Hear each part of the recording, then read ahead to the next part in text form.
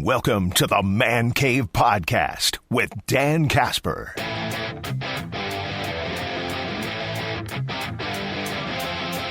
Let's talk some more Brewers here, Brandon, before we'll do some local sports roundup coming up a little bit later on here.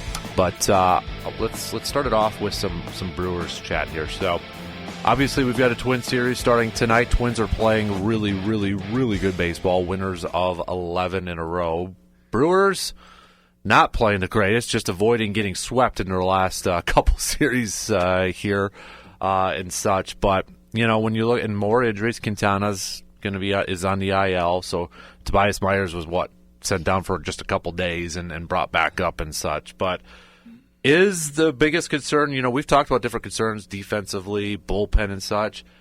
It's almost like a meter, it feels like, a temperature gauge. Is it now back to the offense, especially maybe the middle of the order, outside of Rhys Hoskins, who's actually having a good season and such? Is it Yelich and Contreras now? I think that's part of it. Is right now you got a couple guys for, you know, maybe different reasons that aren't producing to the level we're used to. Mm-hmm. You know, Contreras, it's, you know, the thing we're going to be following is that finger injury and just how it impacts, especially his power. Like, if you look at, like, his average and his on-base percentage, like, it's not bad. It's just that there's no power to go with it, and that makes such a difference. Mm-hmm. And on the Yelich thing, he just kind of looks all out of sorts right now. Like, he looks like the kind of guy that's struggling and knows he's struggling. Like, you're just trying to find something. Mm-hmm.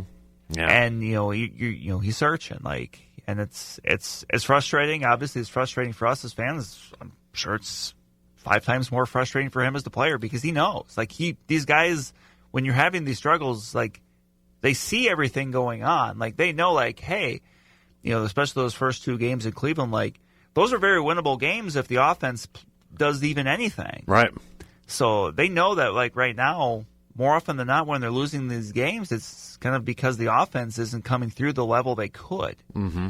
And, you know, I think when you look at the kind of the struggles with the offense, like, some of it, I think, is a little bit more, I don't say acceptable, but, like, understandable when you factor in, like, okay, you know, Contreras being hurt, like, okay, that happens. Like, you know, the Yelich struggling, okay. Like, there's certain things that you really, like, you couldn't plan for at the start of the year. Like, if people get hurt, they get hurt. Like, but at the same time, then, I mean, you know, third base has still just been an absolute, like, you know, mess. Mess is a good way to put it, but, you know, it's, and that's something that, you know, I mean, they start the day, the Brewers are 15th in runs starting the day, but, you know, 24th in OPS, 23 in average, 25th in home runs. Like, a big part of that is the fact that they lead the majors in stolen bases. So, you know, they've been kind of maybe the manufacturer a little bit, but still, like, you know, those other numbers show that this offense is well below average. And, you know, Joey Ortiz struggling offensively, I have a little bit more slack for, just because, like, him playing shortstop, I don't think at the start of the year anyone was like, oh, that's a terrible idea. It's like, okay, people understood.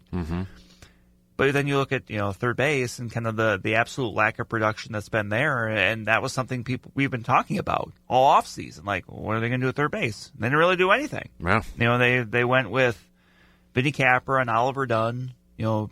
Platooning it a little bit. Trying to platoon with 2 guys who I'm not sure are major league players. Like, and then the third option was Caleb Durbin, who I think is more of he's a second baseman, not a third baseman, but he's a third baseman on this team because obviously you got Bryce Terang at second base. So, and we've seen, you know, earlier this week they sent Bobby Dahlbeck to a minor league deal. I mean, we'll see if anything develops out of that, but, like, I'd say there needs to be more, but there really can't be less as far as production's happened at third base.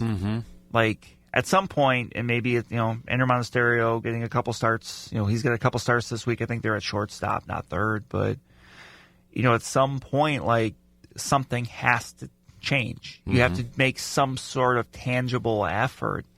And the thing about it with the Brewers is when you look at their position player group, there really isn't a whole lot you can pull from out of AAA. Right. Like, they've got some exciting position player prospects, but it's more AA and A-ball. I mean, those are guys that you're not going to like Cooper Pratt. Right. Cooper Pratt, Brock Wilkins had a really good year so far. Like, those are guys you're not going to see in the majors this year. Right. Like, barring something crazy. Like, those are guys maybe next year. And that's kind of the spot this Brewers team is in with its position player group is they could look a lot different a year from now. Mm-hmm. For if a Cooper Pratt at shortstop or Brock Wilken third base or whatever. But right now, those spots are not producing. And this team, its record really indicates how they played so far, which is slightly below average.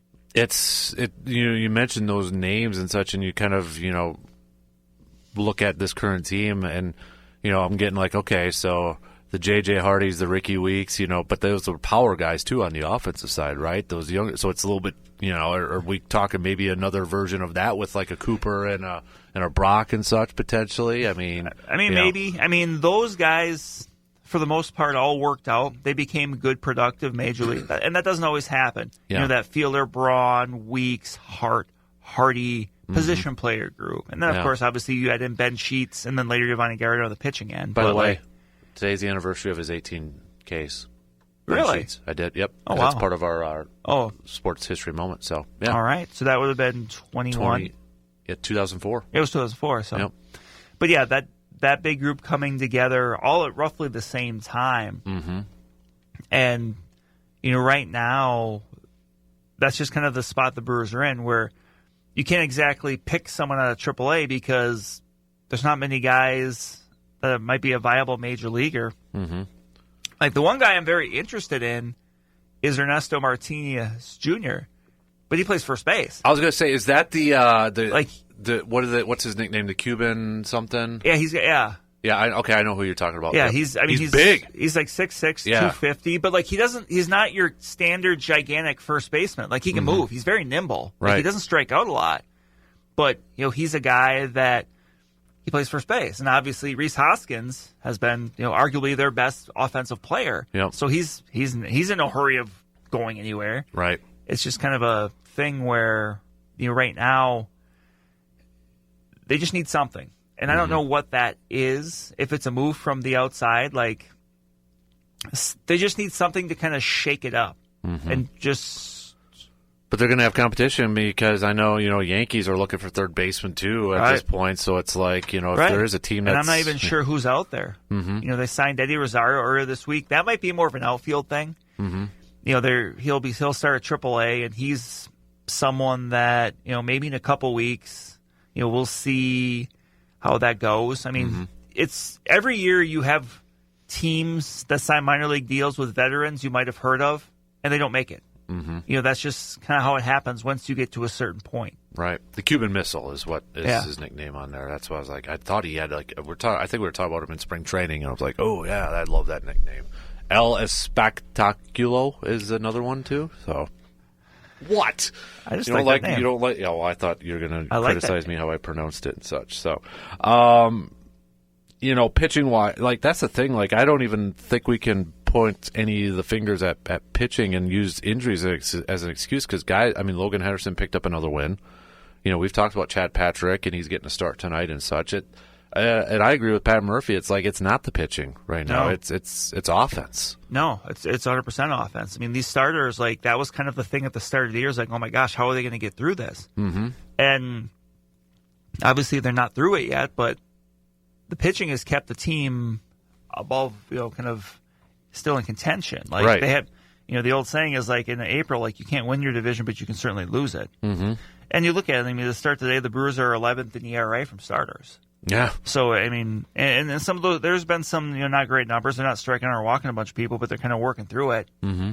But, still, like, the defense is giving them a shot. Mm-hmm. Or, I'm sorry, not the defense, the pitching. Especially the starting pitching. And, there's, Logan Henderson at this point, like, you think he's earned himself another start. Like, he's been really good in his first two starts. And he's kind of been the odd man out, and you kind of understand it. But, like, with...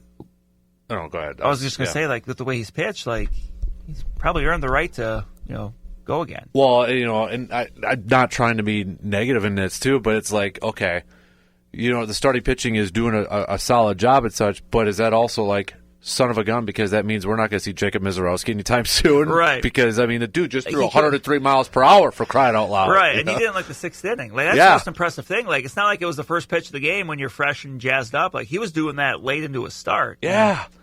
And what was the stat? That's the hardest a starter has thrown since, 2008? And I think that's a when they regular started starter? tracking. Yeah. Like, and it's like, holy crap. Right. But it's like, do they really need him in the starting rotation right now? Right now, it's not a big deal because, who are you bumping out? Like, obviously, Quentin, so far, the closest guy is Quinn Priester. Right. But, I think we're going to see Mizorowski at some point. Mm-hmm. It's just that, obviously, when you see that as a fan, you're like, well, I want to see it right now. It's right. Like, but that's not always how it works. Mm-hmm. Like, because, you're going to the game tomorrow. Wouldn't you like to see Jacob Mizorowski make his debut tomorrow? It'll be fun, but, I get it. So... And that's it. Like, there's a couple pitchers the Brewers can pull from at AAA. And we've seen Craig Yoho, and I think he's a lot better than his first outing showed. Yeah. His first stint showed. But and Logan Henderson's one of those AAA guys that they've pulled from that's worked. So that's what's so interesting. And actually, just yesterday, Fangraphs had their report on the Brewers' minor league system, and they were very complimentary of it. But the thing about it is, a lot of them are younger. Yeah. Not just at the lower levels, but just younger in general. Right. The Jesus Mades and Luis Peñas of the world that are 18 years old and they're playing, full season professional ball, which is pretty rare. Right.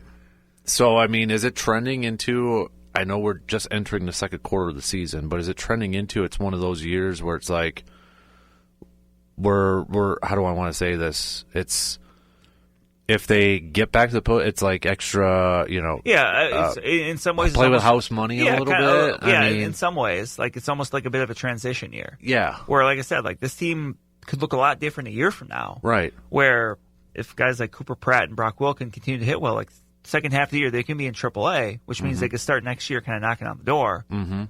So what would you say, because I'm sure there's some people saying this right now, Brandon, well, Jackson Chourio barely spent any time in AAA, and he's a major league level. So why can't those guys, make that jump? Because some people are going to think that. Sure, it's the exception, not the rule. Robin Yount was playing in the major leagues at 18 or 19. Mm-hmm. But look at how many.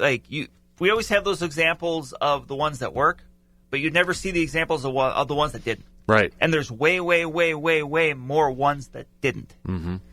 So you always again, and that's just kind of. Confirmation bias in life. You always remember, well, that worked that one time. It's like, yeah, but there were also 10 other times it didn't work. Like, It's like me going golfing. Like, I can be in the trees on hole 3 at Mill Run. I can hit it through the trees. I'll remember that one time I didn't, but I won't remember those 10 other times I hit 3 trees on my way through. Right. So, and that's where, we have to, at this point, kind of leave our trust into the scouting and it's patience. In the front office, right? That's always the thing about baseball, more than any other sport, is you can see so far down the road. Mm-hmm. Football, when you draft somebody, like, they're on the team. Right. Basketball, when you draft someone, they're on the team, or they're maybe at in the G League. Mm-hmm. Hockey, there's a little bit more of the long term thing. But like baseball, and that look, that's why like baseball doesn't get as much hubbub for the draft or even like the international signings generally, is because look, these are players that they may never make the majors. They may be 5-6 years away. Yeah. Not everybody's a Paul Skeens or right. Something you don't like see that or happen Bryce very Harper. often, right? Or Ken Griffey Jr. Right, where they're just known all the way through. Mm-hmm. Or even like a Ben Sheets for the Brewers. Like, people know who Ben Sheets was when he was signed because he pitched in the Olympics. Mm-hmm. So it's just right now, this team needs to just kind of find a pulse on that left side of the infield when it comes to offense. Mm-hmm. And in 2021, it was the deal for Willy Adames that kind of put everything together. I don't know if they need if something like that is cooking. Mm-hmm. I don't know. I would like to see that, but that was JP. Who was back in the majors now. Yeah. With Roki Sasaki going on the injury list, that was what everyone was hung up on. I'm like, hey, JP's back in the majors, awesome. But they just like it, right now. They're not. I just don't feel like they're playing with that full deck as far as like. You need to have that third base card you can pull and be like, okay, this guy's legit. And that's just been something this team has struggled with for a while. Mm-hmm. Really going back to, Travis Shaw, Mike Moustakas times. Yeah. Really after that 2019 season, 2020 season, it was Jed Jerko. Oh, gosh. Then Eduardo. There's just, it would be, from 2020 to now, just seeing that list of people that have logged significant time at third base, like it's It's not great. There really No. has been no one that has been able to kind of step up and take hold. Is this kind of giving you flashbacks a little bit to the post-Prince Fielder first base? Yes. Right. Thing over there where, I mean, it was the Matt Gamble era. Yeah, trying to, there was that stretch from 2020 or 2012 to like 2022 or 23. I think it might have been 23, where I think it was Roddy Tellez was the first starter, opening day. The first player since Prince Fielder to actually start multiple consecutive opening days. Mm-hmm. Otherwise, it was a new first baseman every year. Yeah. Justin Smoke. I mean, Ryan Braun one year. Braun. I mean, Chris Carter, Eric Thames, Jesus Aguilar. Didn't Corey Hart play a little bit He at did. first? He did in 2012. And he actually, he acclimated himself well, and then he just got hurt. Yeah. They then never forget the ill-fated, was it 2013 when they went with two shortstops at first base when it was Alex Gonzalez and Uni Betancourt. Yeah. I still don't understand that, but I forgot about that. The very fun and gritty old man duo of Mark Reynolds and Lyle Overbay in 2014. It worked for a while. Yeah. But this team just in general, and even obviously now Rhys Hoskins is doing good things this year, but just in general, this team has not been able to develop corner infielders. Mm-hmm. There's been some up the middle guys. Obviously, Bryce Trang right now, outfielders certainly, but just corner infielders, they just haven't found that guy at either spot. Right. And is that, I mean, it goes, we kind of talk about that a lot with the draft. Certain teams just draft really well at certain spots and develop, Right. Is that kind of the Brewers? That's just something that the Brewers really have, I don't know if they've ever really prioritized. Mm-hmm. When you hear about the Brewers when it comes to the draft, usually it's athletic up the middle guys. Yeah. And you can even just look at recent years with their drafts, and that's who it's been. First rounders, athletic center fielders. Garrett Mitchell's a first rounder. Sal Frelick. Yeah. Even Trent Grisham. And then infield too, Bryce Trang, whoever else. They just haven't prioritized corner infield guys. Mm-hmm. High in the draft. Mm-hmm. Joey Weimer, would you put in that? Yeah, too? Joey. I mean, Joey Weimer. It's another guy like that. Mm-hmm. And all those guys we mentioned are all first or second or third round guys. Mm-hmm. It's just something that they haven't prioritized, and because they haven't prioritized it, they just haven't had really many people develop. Brock Wilken is really one of the rare guys that they have, and he's in Double-A right now, and really bounced back after a tough year last year where he got hit in the face with a pitch, and that kind of torpedoed his whole year. But we'll see. Now, wasn't Brock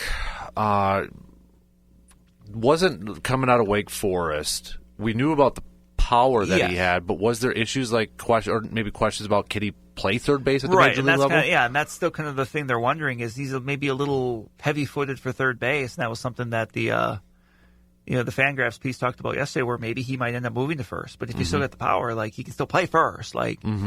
It's just, that was kind of the question with him. And there's some other guys at the lower minors, but I tend to not get too excited because those guys are still quite a bit away. Right.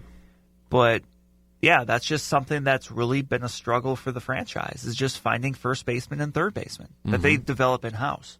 Because Casey McGee was just by happy accident. Casey McGee was a waiver claim. Said Travis Shaw was a trade. Yeah. Mike Moustakas was obviously a trade. Ramos Ramirez. Was a free agent signing. Bill Hall, was all over than they had him play third. Yeah, because he played center field when he had that really good year, and he bounced around a little bit. He might have been the last in-house third baseman that was developed and actually logged decent time. Yeah, because even with McGee, then Jerry Harrison Jr. was playing in the playoff series. 2011. Yeah, by the time they got to the postseason, he was one of their best hitters. Yeah, you're right. Ryan Braun was Ryan Braun tried playing third base for a year. Obviously, he was there for his bat, but it's just that's just something they have not been able to do, and that can change. Remember, there's a long period of time where the Brewers couldn't develop starting pitching. Yeah. You had Sheets and then Gallardo, and that was really it for such a long time. Obviously, don't diss Capiano. Chris Capuano had some moments. Yeah. Doug Davis was. I don't know. But I don't think Doug. I don't think he was a draft and develop guy. I think he was a guy they just acquired. Mm-hmm. So they had a stretch where they couldn't, and now obviously suddenly they can. So those things change. It's just that you have those stretches. And is it based off priorities, maybe a little bit too? Could because be. Just kind of maybe the support system you have in the minors. Obviously, people believe the Brewers have a really good. You hear about the pitching lab all the time. They just have really smart brain trust in place when it comes to kind of how you analyze and how you prioritize when it comes to pitching. And is it? And I don't know if there's we know the full answer, but is it also based off of, okay, this is their philosophy because they're a small market team, top pitchers cost so much, so Right. we're gonna invest. Because I saw, was it Dominic Caterino yesterday? Catrone. Excuse me. He listed. Let me see if okay, here it is. The 2026 Brewers rotation options: Peralta, Robert Gasser, Henderson, Patricks, Myers, Mizrowski, Priester, Ashby, Hall, Rodriguez, all these guys. And as he said, if you ever wonder how small market teams need to operate, it's like this. Always have arms on the way. Right. And it's funny when you mentioned 2026, and my first thought was, why are you thinking 2 years in the future? Like, oh my gosh, that's next year. Yeah, Brandon. But right. Yeah. I know. But yeah, you're right. Like, those would all potentially be viable options for next year. Mm-hmm. Like, that's just how and he's right. That's kind of how you have to operate. You want to see him develop a little bit more position player talent, especially at the corners in the infield, to kind of help with that as well. Then on the flip side, it's like, could they flip one or two of those guys for? You could definitely move from a position of strength there. And But some of those guys you mentioned, like Ashby and Hall, they're doing minor league rehab starts right now. Mm-hmm. So far, sounds like things are going. Aaron Savali had a really good outing. He sounds like he could be pretty close to returning. Like, yeah. You just kind of wonder with all of these guys potentially returning in, fingers crossed that, there's no setbacks and they all do. Like, does that mean there's a move in the near future? That's true. Especially, you got these veterans with expiring contracts too, Like, is Aaron Savali the odd man out? If Cortez ever gets healthy and comes back. I do like that it sounds like the Brewers may run Dale Hall and Ashby in the bullpen. Mm-hmm. I think that's the better place for them. Mm-hmm. Like, I just think that's where they're more effective, and I think the numbers show that too. Mm-hmm. Like, I understand wanting to try it in the starting rotation because, look, a starting pitcher is always going to have more of an impact than a reliever because, you're pitching twice as many innings. Right. But if that's where those guys can be at their best, I just think right now that's where you go. Mm-hmm. Yeah.